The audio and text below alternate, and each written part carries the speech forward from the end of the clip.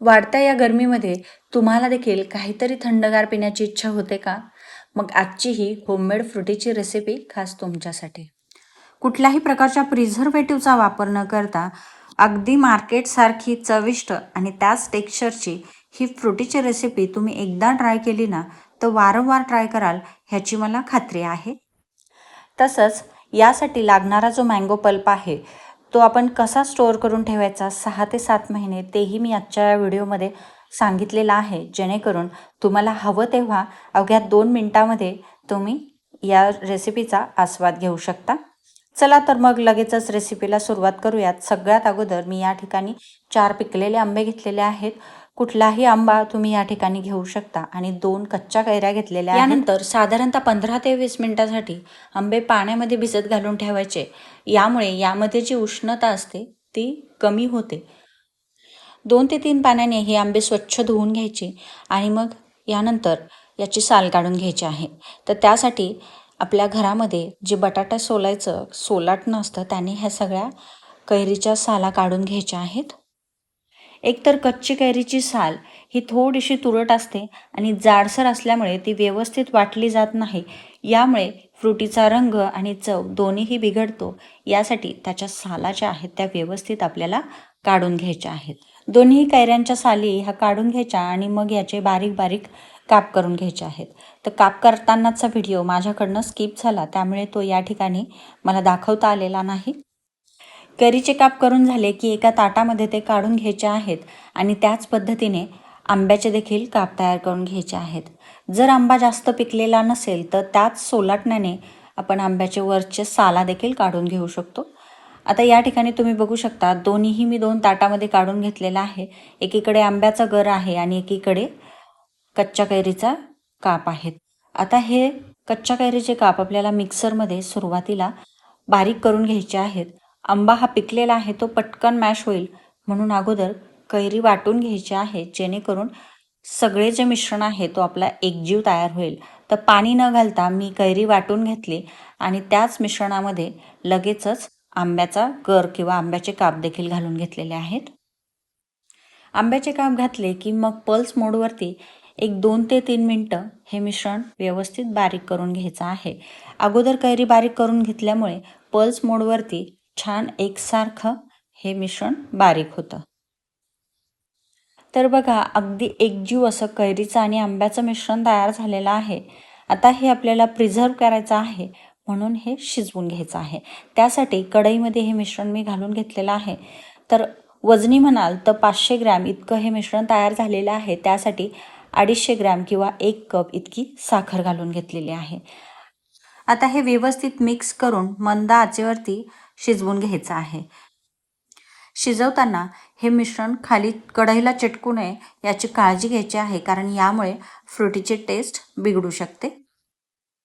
जसं जसं हे मिश्रण शिजत जाईल तसं तसं त्याचा कलर चेंज होतो आणि घट्टसरपणा यायला सुरुवात होते. साधारणतः 3 ते 4 मिनिटामध्ये याला उकळी फुटलेली आहे. त्यानंतर मी पुन्हा 2 ते 3 मिनटं शिजवून घेतलेलं आहे. आता यामध्ये पाव चमचा ऑरेंज कलर घालून घ्यायचा आहे.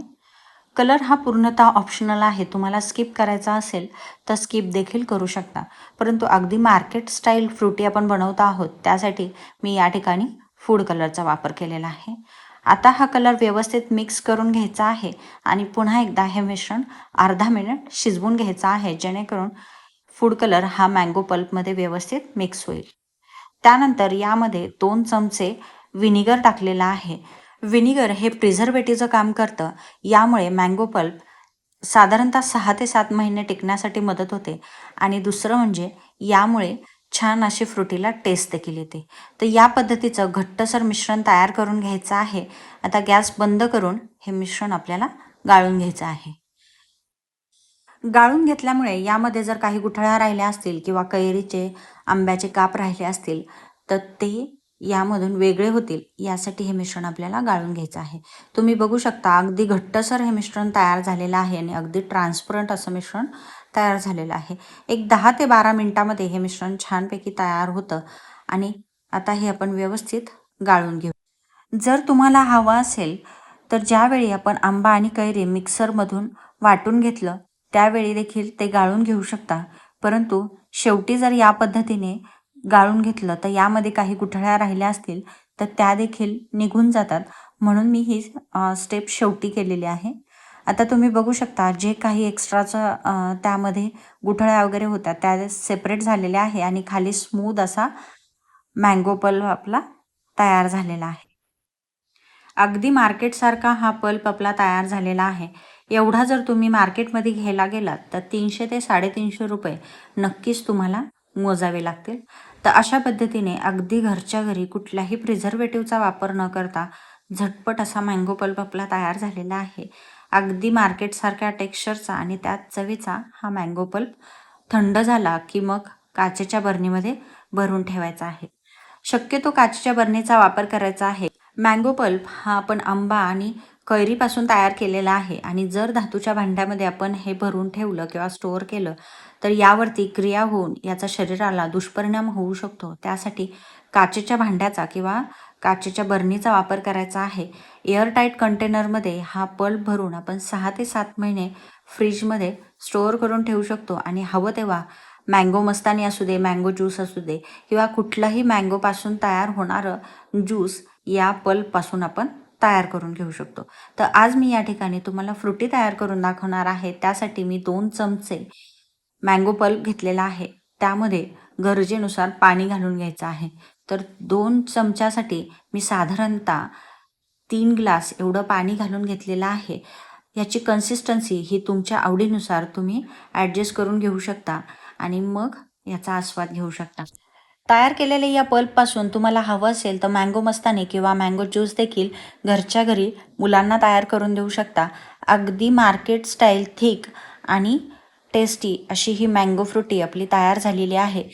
आजची ही रेसिपी तुम्ही एकदा नक्की ट्राय करून बघा. लहानांपासून मोठ्यांपर्यंत सगळ्यांना आवडेल याची मला खात्री आहे.